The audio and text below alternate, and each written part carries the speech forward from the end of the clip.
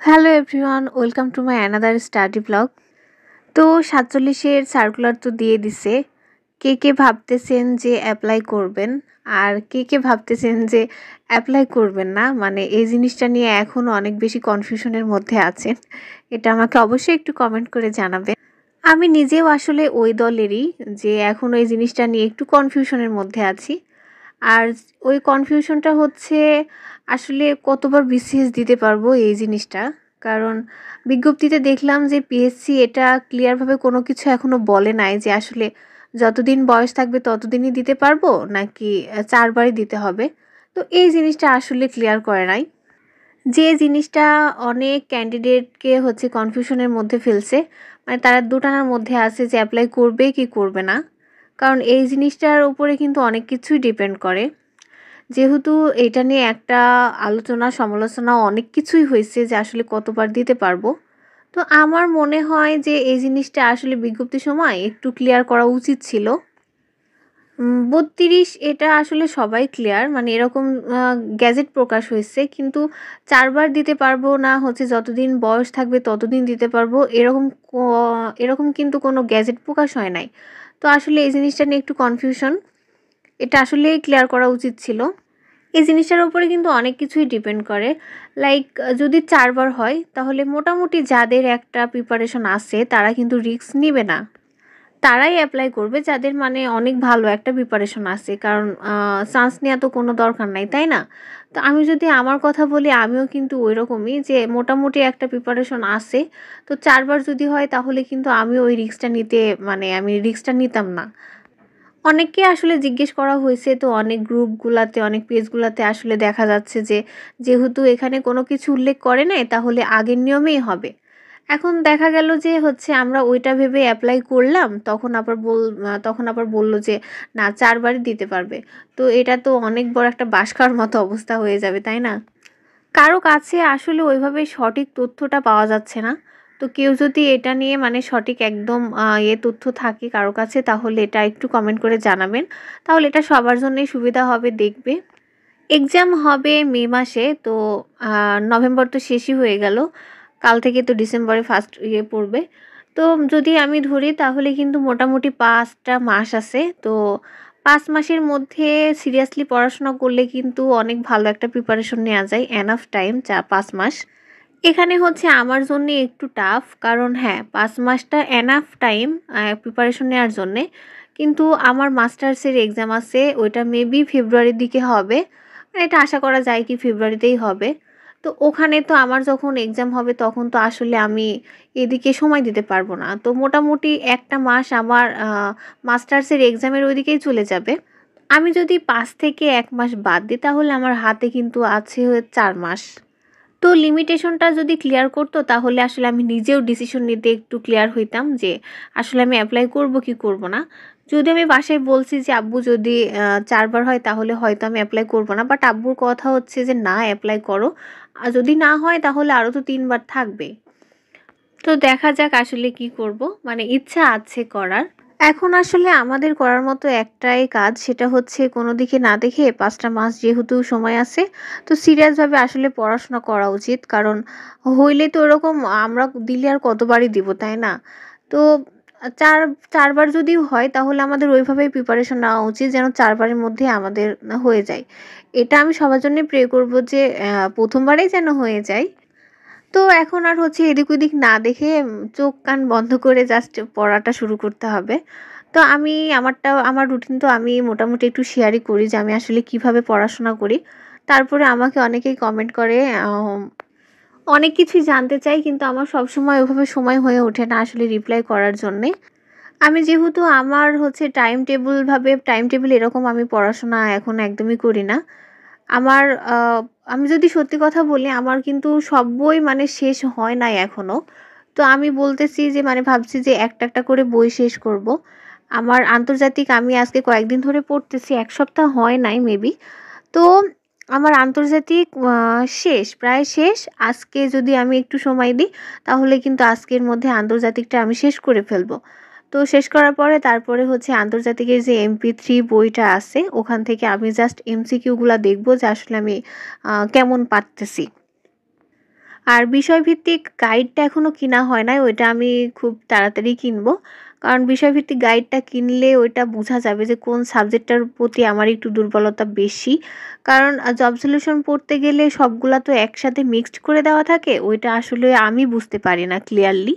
তো বিষয়ভিত্তিকটা হইলে বোঝা যাবে যে আসলে কোন সাবজেক্টটাতে আমি ভালো পাচ্ছি, কোনটাতে আমি একটু দুর্বল। আন্তর্জাতিকের কোন কোন টপিকগুলো আমি পড়ছি ইম্পর্টেন্ট, ওইটা কিন্তু অলরেডি আমার চ্যানেলে আপলোড করা আছে, এটা প্লিজ একটু দেখে নেবেন। আমি আন্তর্জাতিক যে শিটটা থেকে পড়তেছি, তো এটা অনেকে আমাকে কমেন্ট করছে যে আপু তোমার এই শিটটা কোথায় পাবো, মানে কিভাবে পাওয়া যাবে। তো আমি বলি যে এটা আসলে কোথাও পাওয়া যাবে না, কারণ এটা আমার এক টিচারের থেকে কালেক্ট করা। আমার ফ্রেন্ড ও কোনোভাবে ওটা কালেক্ট করছে পিডিএফ থেকে, এটা আসলে ডাউনলোড করে তারপর আমরা এটা কপি করে নিছি। আমার পড়ার রুটিনটা একজন শেয়ার করতে বলছে। তো আমি মনে হয় যে আমার ভিডিওতে সব কিছুই মোটামুটি বলে দিই, আমি কখন কোনটা কিভাবে পড়ি। তো টাইমও আমি কিন্তু উল্লেখ করে দিই যে আমি এই টাইমে এটা পড়তেছি, এই টাইমে এটা পড়তেছি। তো আমার যদি রুটিনের কথা বলি, আমার ওরকমভাবে আসলে রুটিন করা নাই। যখন সময় পাই তখনই পড়ি। এখন আসলে ওইভাবে রুটিন করে পড়ার সময় না, কারণ আমাদের খুব কম সময় আছে।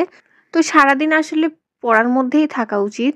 সকালের স্লটটা আমি হচ্ছে রিভিশন দিয়েই স্টার্ট করছি, কারণ আগের দিন যে পড়াটা পড়ছি, আমি যেহেতু এখন আন্তর্জাতিক পড়তেছি, তো প্রিভিয়াস দিনের যে পড়াটা, ওই পড়াটা আমি আগে একটু রিভিশন করব, দেন আমি হচ্ছে নতুন পড়াটা স্টার্ট করব।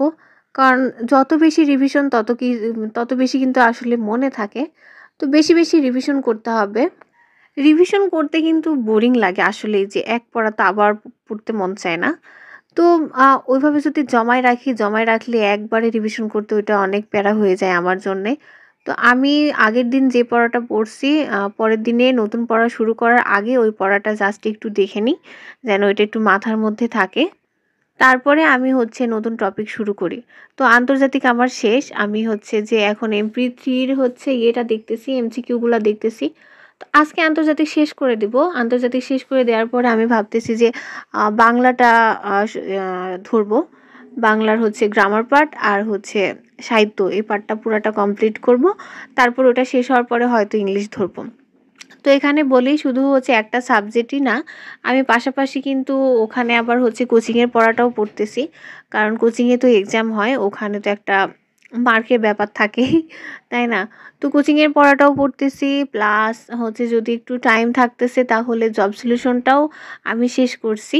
কারণ না, জব সলিউশনে তো সব সাবজেক্টেরই তো কোশ্চেন দেওয়া থাকে, তো একটা কোশ্চেন সলভ করলে ওইগুলোর মধ্যে আমি সব সাবজেক্টই পেয়ে যাচ্ছি। তো মোটামুটি সব সাবজেক্টটাতেই টাচ করা হচ্ছে।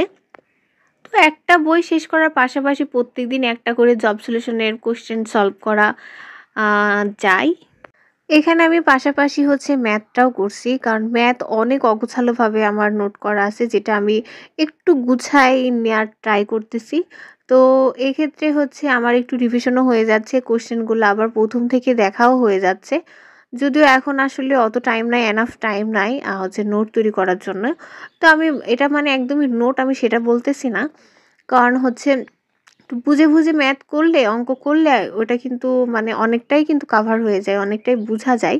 গতদিন আমি বলছিলাম যে আমাদের কোচিংয়ে 2014 সালের যতগুলা পরীক্ষা হয়েছে সেটার উপর একটা এক্সাম হবে। তো ওই এক্সামটার রেজাল্ট দিছে। যেহেতু আপনারা এত আপনাদের মূল্যবান সময় নষ্ট করে আমার ভিডিও দেখেন, তো আমার তো একটু দায়িত্ব আছে যে আসলে সব কিছু শেয়ার করি, ভালো খারাপ রেজাল্ট যেটাই হোক না কেন আসলে শেয়ার করি। আমার ভিডিও দেখে অনেকেই মোটিভেট হয়, যেটার জন্যে আমারও অনেক ভালো লাগে। আর আর এটা মনে হয় যে না, আমার ভিডিও দেখে কেউ হচ্ছে পড়াশোনাতে একটু মনোযোগী হচ্ছে, পড়তে বসতেছে রেগুলারলি। তো এই জিনিসটা আমার ভালো লাগে। তো আমার হচ্ছে পরীক্ষা ছিল হচ্ছে 100টা MCQর মধ্যে আমি 100টাই দাগাইছিলাম। আসছে হচ্ছে 90। কারণ এখানে সবকিছুই কমন ছিল, কিন্তু এখানে একটা প্রবলেম হচ্ছে যে ওই যে আমরা বেশি এক্সাইটেড হয়ে গেলে যেটা হয় আর কি, আর অনেক বেশি কনফিউশনও কাজ করে। তো সেটার জন্যে আমি ভাবছিলাম যে হয়তো 95 প্লাস হবে মার্ক, বাট এটা হয় নাই, 90 প্লাস আসছে। তো হ্যাঁ, আরেকটু ধীরে সুস্থে একটু বুঝে আমার অ্যান্সার করা উচিত ছিল। তো যাই হোক নেক্সট টাইম থেকে আসলে এরকম ভুল হবে না। তো বিসিএস এও আমি শুনছি যে বিসিএস এ যখন এক্সাম হলেও নাকি এরকমই কনফিউশন হয়। অনেক ইজি কোয়েশ্চেন থাকে দেখে মনে হয় যে না এটা তো আমি পারবো, এটা তো আমি পড়ছি। মানে একদম 100% সিওর থাকি এরকম। বাট যখন অ্যান্সার করতে যাই তখন নাকি আসলে ভুল হয়ে যায়। কারণ ওখানে অনেক বেশি উত্তেজিত হওয়া যাবে না। ধীরে সুস্থে একদম শান্ত মানে মাইন্ডকে একদম শান্ত রাখতে হবে। কারণ বেশি এক্সাইটেড হয়ে গেলে কিন্তু ওই জিনিসটা সবসময় ভুলই হয়। আমার দিয়ে তো এটাই হয় যে আমি বেশি এক্সাইটেড হয়ে গেলে ওই জিনিসটা ভুলই আমি করব। আমার ম্যাথটা গুছানো মোটামুটি শেষ। আমি পাটিগণিত, বীজগণিত সবগুলাই শেষ করছি। এখন জাস্ট জ্যামিতির ২ টা লেকচার বাকি আছে আর বিচ্ছিন্ন গণিত। এই ২ টা হলে ৪ টা হইলে মোটামুটি আমার হচ্ছে ম্যাথের একটা গুছানো একটা নোট হয়ে যাবে। তখন জাস্ট আমি ওই নিয়মগুলা একটু দেখব আর হচ্ছে ম্যাথ সলভ করব। আমার সত্যি বলতে আমার এখন একটু বোরিং লাগে। কারণ আমি অনেকদিন বাসা থেকে আসছি। আমি অনেকদিন বাসায় যাই নাই। আর এরকমই ফার্স্ট হইছে যে আমি মেসে ১ মাসের বেশি এখনো আছে আমি বাসায় যাই নাই। তো কয়েকদিন থেকে মনে হচ্ছিল না বাসা থেকে ঘুরে আসি, ঘুরে আসি। কিন্তু যে কারণেই হোক আসলে যাওয়া হচ্ছে না। কারণ কোচিংয়ে ক্লাস থাকতেছে, তারপরে এক্সাম থাকছে। তো সব মিলায় আসলে যাওয়া হচ্ছে না। বাট আমার মনও আর বসতেছে না মেসে। হয় না এরকম যে কোনো কিছু আসলে মনে চলে আসলে ওই জিনিসটা না করলে আর ভালো লাগে না। তো আমার ক্ষেত্রে ওইটাই হইছে। মেসের খাবার খাইতে, খাইতে আমি পুরা কাহিল হয়ে গেছি। মানে আমার দ্বারা সম্ভবই হচ্ছে না মেসের খাবার খাইতে। মানে ইচ্ছাই করতেছে না। মনে হচ্ছে বাসায় চলে যাই। তা আব্বু বাসা থেকে বারবার ফোন দিচ্ছে যে, "আসো, আসো।" বাট হচ্ছে না। তো হ্যাঁ, এই সপ্তাহে মেবি আমি বাসায় যেতে পারি। তো আই হোপ যেন যাওয়া হয়, আমি একটু সুযোগ পাই। কারণ ২ দিন ঘুরে আসলে ওটা মাইন্ডটা একটু ফ্রেশ থাকবে। বাসায় গেলে ভালোই লাগে। তবে একটা প্রবলেম হচ্ছে বাসায় গেলে আমার আর আসতে ইচ্ছা করে না। তো আসার পরে তখন আরো ২ দিন খারাপ লাগে যে বাসা থেকে চলে আসলাম এভাবে, এভাবে। তখন আবার পড়তে বসতে আবার অনেক একটু টাইম লেগে যায়। তো যে কারণে আসলে যাইতে চাচ্ছি না। বাট না ঘুরে আসবো। তো অনেক কথা হলো, অনেক পড়াশোনা হইলো। দেখা হবে আবার নেক্সট কোনো ভিডিওতে। তো আমি একটু ট্রাই করব যে আমি প্রত্যেকদিন এখন ভিডিও আপলোড করার। তো দেখা যাক কি হয়। তো সবাই ভালো থাকবেন আর অনেক পড়াশোনা করবেন। আর প্লিজ যদি কেউ সঠিক তথ্যটা জানেন যে কতবার বিসিএস দিতে পারবো, এটা অবশ্যই একটু কমেন্ট করে জানাবেন। এটা আমার জন্যে প্লাস আমার ভিডিও যারা দেখে সবার জন্য একটু উপকার হবে। তো থ্যাংক ইউ সো মাচ আমার ভিডিওটা দেখার জন্যে শেষ পর্যন্ত। আল্লাহ হাফেজ।